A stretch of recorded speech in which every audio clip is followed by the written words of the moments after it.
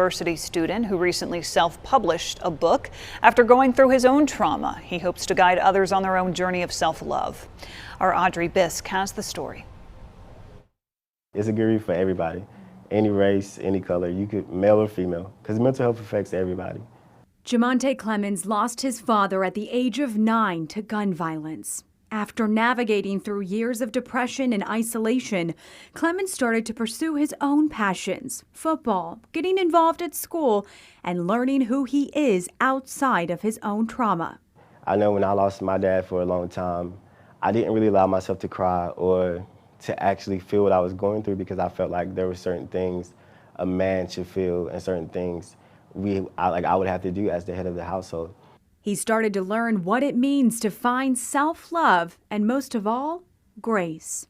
That space to allow yourself to feel sad, tired, happy, whatever it is going to get you through. And I feel like once you give yourself that grace, that's when you can rejuvenate. That's when you're even more resilient, because you're admitting when you're down.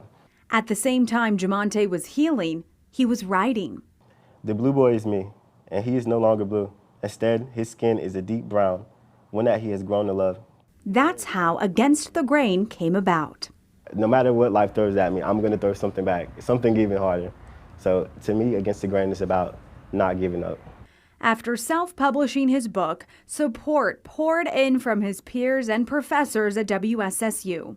And it's truly an unreal feeling. I can't even explain it, because I'm trying not to smile too hard, but I love it. Jamonte's mission now is to fight mental health stigma.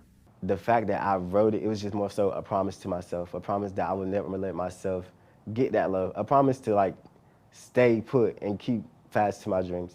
So writing was kind of just me to me, just hug. That's the best way to see it, just a hug. After graduating from Winston-Salem State in the spring, Jamonte hopes to pursue a career in law enforcement. I have a link for his book, Against the Grain, on our website. Reporting for WXII 12 News, I'm Audrey Bisk.